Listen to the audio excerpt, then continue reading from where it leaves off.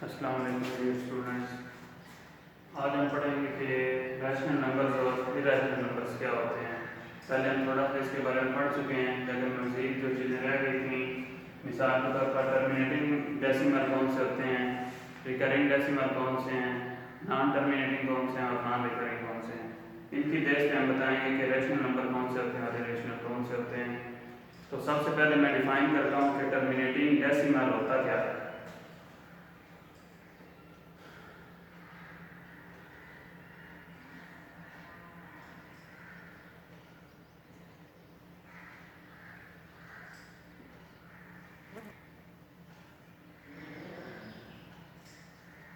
Terminating decimal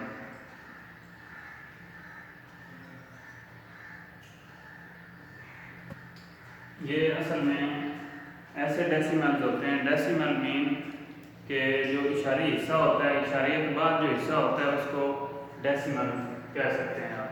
decimal part उसका होता है, और अगर वो एक हद तक हो, उसकी एक लिमिट हो, यानी कि उसको हम गिन सकते हों, तो आप कह सकते हैं कि ये एक टर्मिनेटिंग डेसिमल है। अगर उसको हम ना गिन सकें या वो इतना ज़्यादा हो कि वो इन्फिनिटी तक पहुंच जाए, तो फिर हम कहेंगे कि ये नॉन टर्मिनेटिंग है, यानी कि इसको ख़त्म नहीं किया जा सकता। टर्मिनेट होता है किसी चीज़ को ख़त्म कर देना, तो ऐसी चीज़ जो ख़त्म ना हो वो नॉन टर्मिनेटिंग होती है। इसी तरह अगर डेसिमल की हम बात करें, अगर वो ख़त्म हो जाते हैं तो उन्हें हम कहेंगे कि टर्मिनेटिंग है। अगर वो ख़त्म ना हो रहे हों, आगे बढ़ते चले जाएं, जैसे आप आगे डॉट्स लगा देते हैं, तो फिर हम कहेंगे कि ये नॉन टर्मिनेटिंग है। अब मैं टर्मिनेटिंग की आपको चंद एक एग्जाम्पल देता हूँ। फर्ज करें आपके पास ये आंसर आ जाता है 3.25।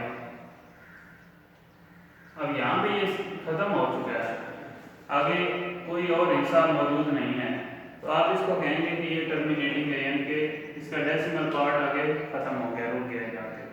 एक इसकी बाउंड्री है, वहाँ पे जाके रुक गया। 7.31 ये भी एक टर्मिनेटिंग डेसिमल है, इसको भी आप गिन सकते हैं। अब आते हैं नॉन टर्मिनेटिंग की तरफ। नॉन टर्मिनेटिंग में ये चीज़ होती है 3.13498 आगे अप टू सो ऑन के हम डाल देते हैं। तो इसका मतलब है ये, इसको हम गिन नहीं सकते, ये नॉन टर्मिनेटिंग है। ये इसका जो इशारिया है, जो इशारी हिस्सा है, वो ख़त्म नहीं हो रहा। इस तरह की जो आएंगे डेसिमल्स उन्हें हम कहेंगे नॉन टर्मिनेटिंग डेसिमल्स। इसके बाद डेसिमल की एक और किस्म है रिकरिंग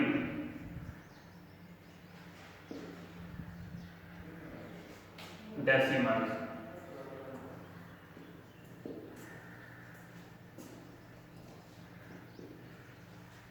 अब इनकी हम बात करते हैं कि रिकरिंग डेसिमल कौन से होते हैं।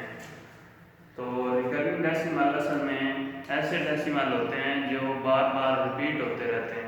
मिसाल के तौर पर 3.444444 आगे जाते रहते हैं, 3.444 अप टू सो ऑन। अब ये ख़त्म भी हो सकते हैं और जारी भी आगे जा सकते हैं। तो इस तरह के जो डेसिमल होंगे उन्हें हम कहेंगे कि ये रिकरिंग डेसिमल्स हैं, यानी कि इनमें रेपिटेशन हो रही है, बार बार ये दोहराए जा रहे हैं। इस तरह के डेसिमल रिकरिंग डेसिमल होते हैं।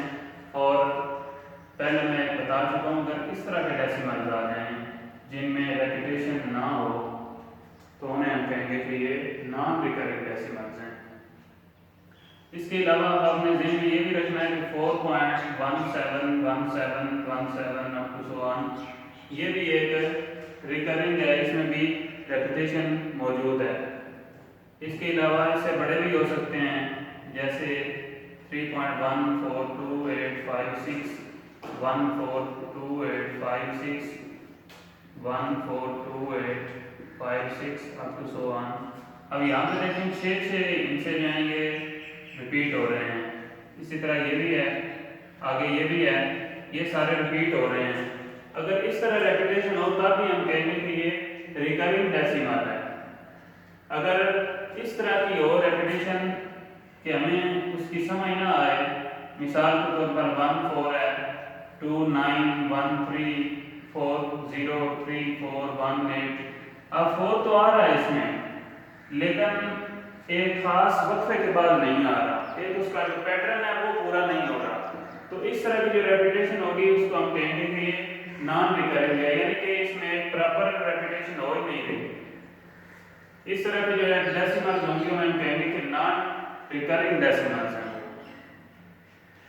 मैंने आपको सब कुछ बता दिया कि टर्मिनेटिंग डेसिमल कौन से हैं, नॉन टर्मिनेटिंग कौन से हैं, ये रिकरिंग डेसिमल कौन से हैं और नॉन रिकरिंग डेसिमल कौन से हैं।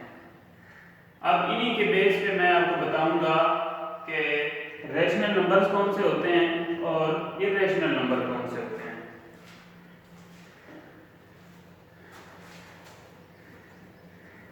हमने पढ़ा था कि रैशनल नंबर्स ऐसे नंबर्स होते हैं जिनको हम p/q की शक्ल में लिख सकते हैं।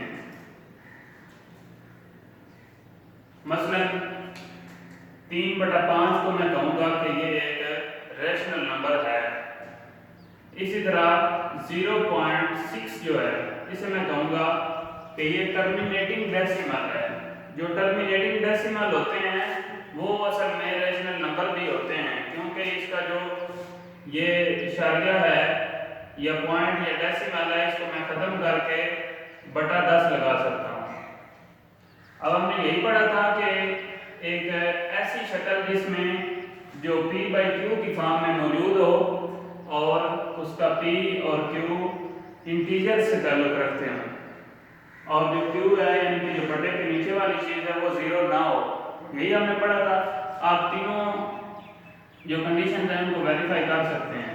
पहली कंडीशन आप देख रहे हैं p भी है, ये इंटीजर में शामिल है, q भी इंटीजर में शामिल है और q 0 भी नहीं है, इसलिए हम कह सकते हैं कि ये टर्मिनेटिंग डेसिमल होने के साथ साथ एक रैशनल नंबर भी है। अब बाद ऐसे नंबर होते हैं कि वो टर्मिनेटिंग नहीं होते, नॉन टर्मिनेटिंग होते हैं, यानी कि उनका इशारी हिस्सा खत्म नहीं हो रहा होता। तो अब हम उनके बारे में कुछ नहीं कह सकते कि वो रैशनल है या इरेशनल है। कभी वो रैशनल हो सकते हैं, कभी वो इरेशनल हो सकते हैं। वो बेस करते हैं इस पे कि रिकरिंग है या नहीं है। अगर वो रिकरिंग होंगे तो हम कहेंगे कि वो टर्मिनेटिंग है, अगर वो रिकरिंग होंगे तो हम कहेंगे कि वो टर्मिनेटिंग है या नहीं, वो हम नहीं देखेंगे। अगर वो रिकरिंग है तो फिर वो भी हम कहेंगे कि वो रैशनल है।